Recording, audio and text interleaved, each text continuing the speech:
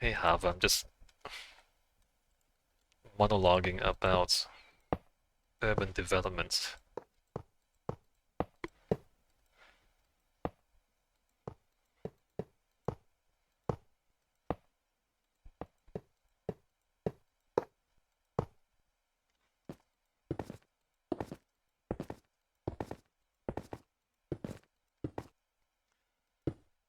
The conclusions, I think, is that architecture is not really about architecture. Architecture is about whether people have enough money to build houses. If people have enough money to build houses, then there's architecture. If people are poor, then no amount of architecture will fix your problems.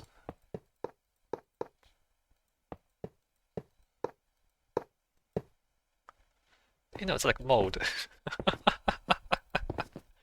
If you have a damp piece of bread, the mold will grow.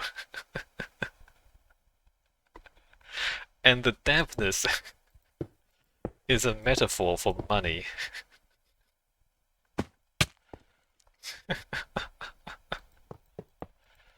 Whereas if your bread is dry, then it won't get moldy. Just to say, if people don't have any money, then there won't be any architecture.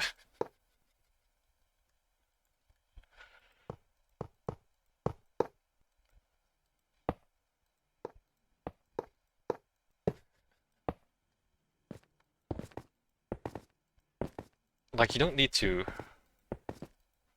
do anything special to convince the mold to grow. You just need to have a bit of dampness, and it'll grow by itself.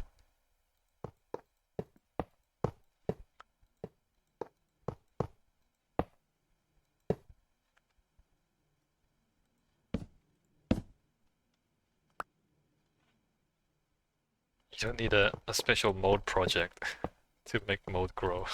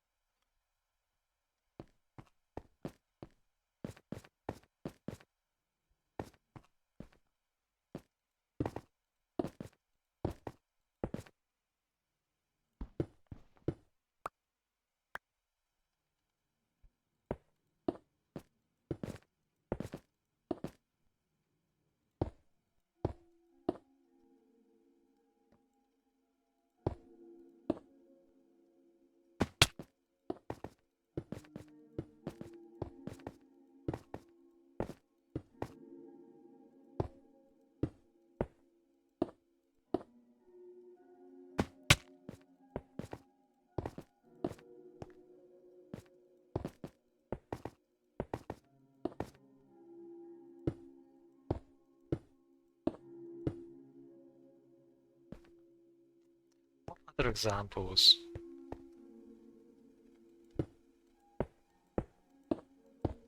So in Africa, Africa is developing rather quickly, actually. I mean, Western media doesn't pay too much attention, but given it's starting from a pretty low base, Africa is developing quite quickly, but in a lot of places developing more quickly than the governments can keep up with. And so there's a serious infrastructure deficit. I need to like find some recent, because it's changing so fast. I need to look up some recent pictures of African cities.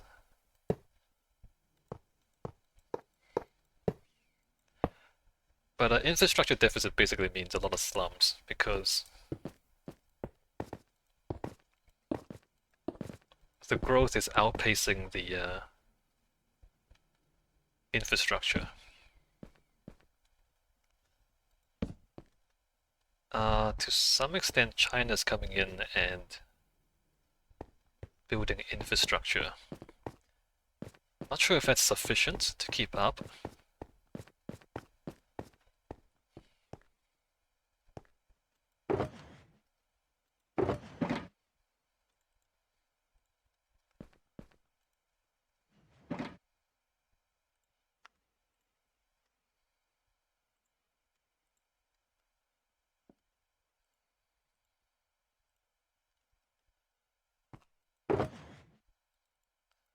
So a quarter of a stack of iron each time, I think.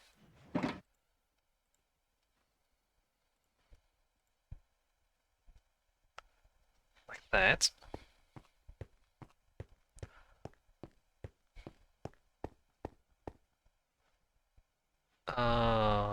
Next level. Oh, we're up to another balcony level. The next one. Did I count that right? One more.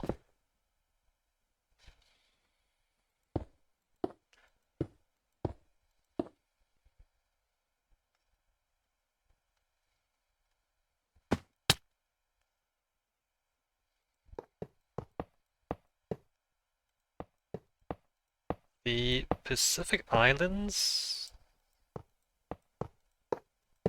from what I understand, I don't pretend to understand it very well. From what I understand,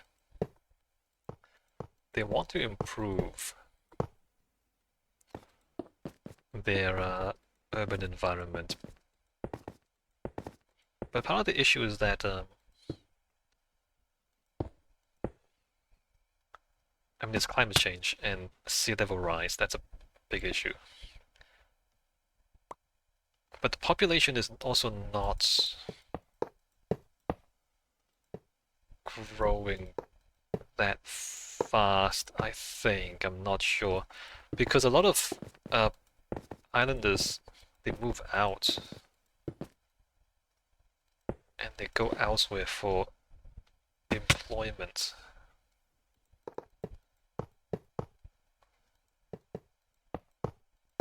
Not that the islands have a lot of resources to support a big population anyway.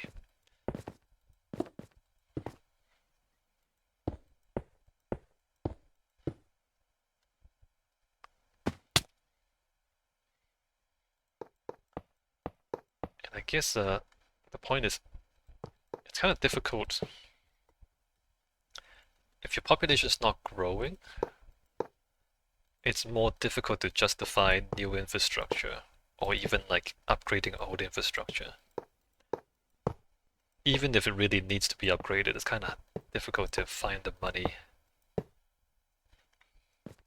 if your population is not growing. Kind of the population problem with Japan and Europe, which they're not growing much except for the refugees in Europe. Except for the refugees in Europe, the European population is not growing too much either.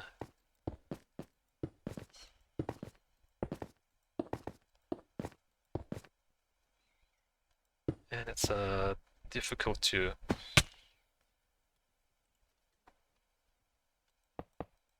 fund new infrastructure.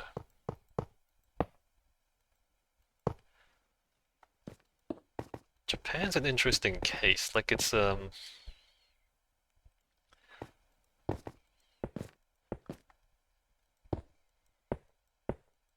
ostensibly it's been stagnant. The economy's been stagnant for like 30 years or something, 20, 30 years. It's been going sideways. But Japan is well developed. It's got pretty good infrastructure.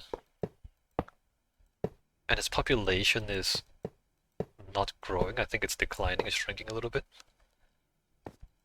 And so when if your population is declining and your GDP is going sideways, It means your GDP per capita is growing.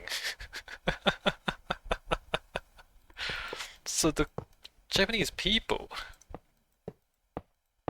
their standard of living is actually slowly improving. Which, I mean, if you just look at the GDP, you'd think, wow, they're just going sideways. I mean, no, it's a little bit more complicated than that, right? So they're, I mean, technically they're improving, even though it doesn't look like it if you look at the numbers.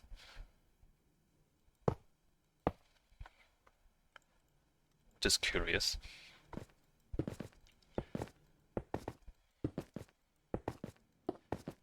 But Japan has good infrastructure, right? It's densely populated. It's got great trains, except Shikoku. That's a joke. It's not really a joke. It's real. So Japan has 4 islands, right? Honshu, uh, Shikoku, Hokkaido. What's the other one? Kyushu. Is it Kyushu? So the bullet trains doesn't go to Shikoku for some reason. So there's 4 islands, but the bullet trains only go to 3 of the islands. The fourth island doesn't get any bullet trains. Not sure why. I guess it doesn't make economic sense to go there, but you would think they would just like bridge over because they go along the coast and then across the inner sea is the other island. They don't even build a bridge and just go over to the other side of the bridge. The bullet trains just don't go that way for some reason. Anyway, aside from Shikoku, Japan has great bullet trains.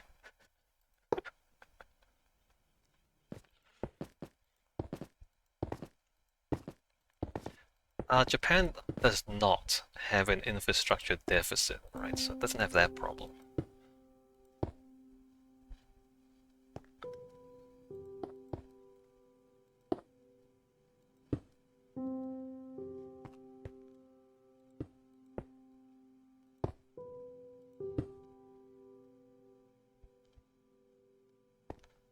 And in fact, they're building the world's most advanced maglev, magnetic levitation, through the mountains. I think they're planning to go from Tokyo to Osaka,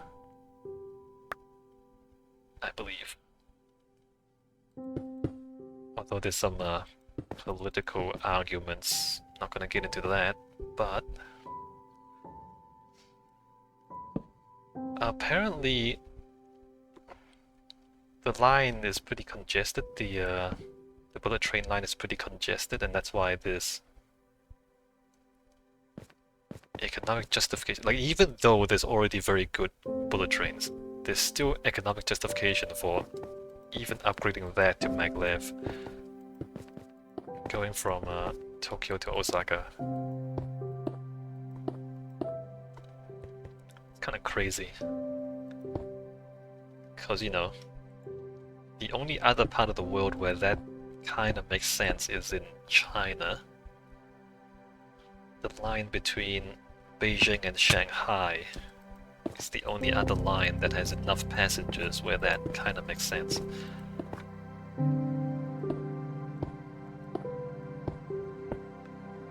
I guess what I'm trying to say is Japan is still developing. I was gonna say growing, but it's not, you know, the population is not really growing, it's kind of shrinking. But the infrastructure per capita is still growing, if that makes sense.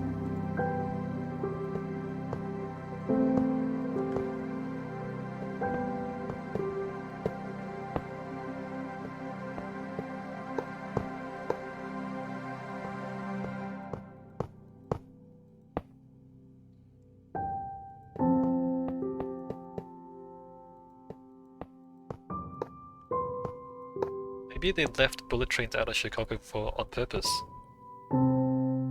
Maybe Shikoku is supposed to be like the historic preserve of Japan.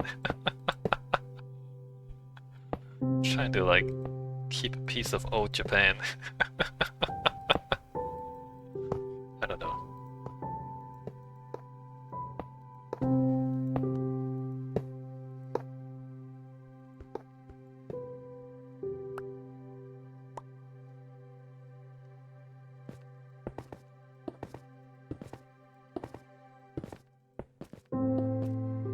Okay, where are we? Oh, did I mess this up? No, I didn't mess this up. So here, going that way, another balcony. 1, 2, 3.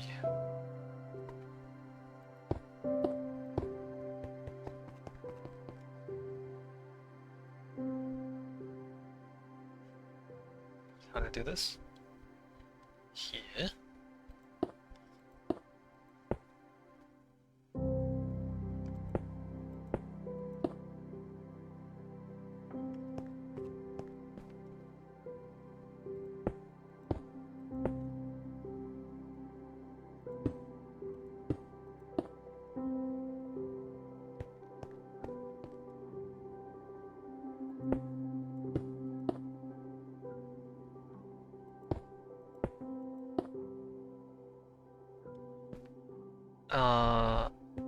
Normal blocks.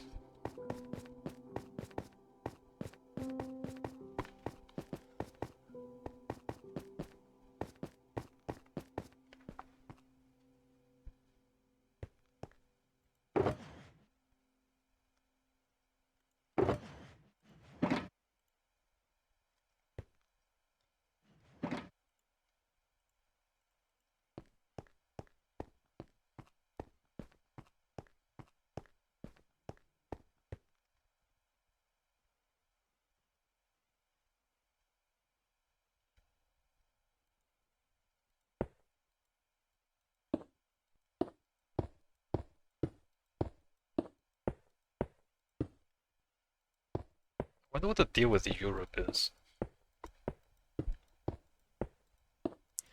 Europe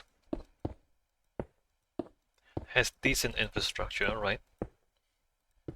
High-speed trains, highways, at least Western Europe has decent infrastructure. But since the EU expanded to the east, I'm not sure that they've done much building in the east. Like if you look at a map of high-speed trains in Europe, they kind of just end at Western Europe. They don't really extend to the east. I think they're working on it, but it's not going quickly. Quite the opposite, in fact. It's going rather slowly. I wonder about that.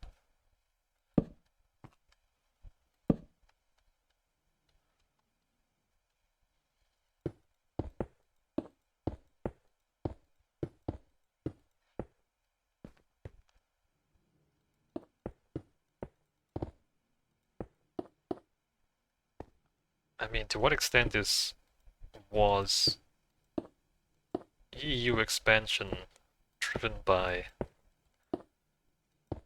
politics and ideology more so than economics?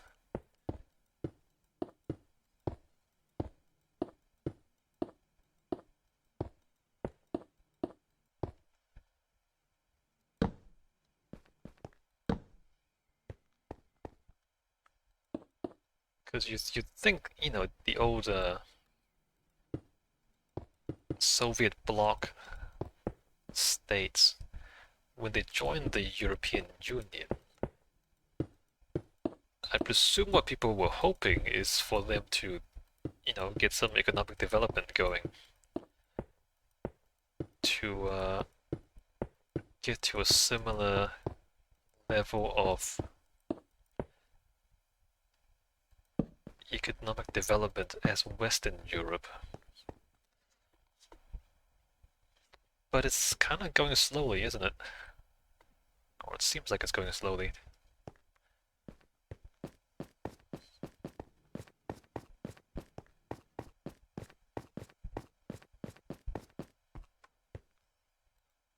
Maybe it just takes time.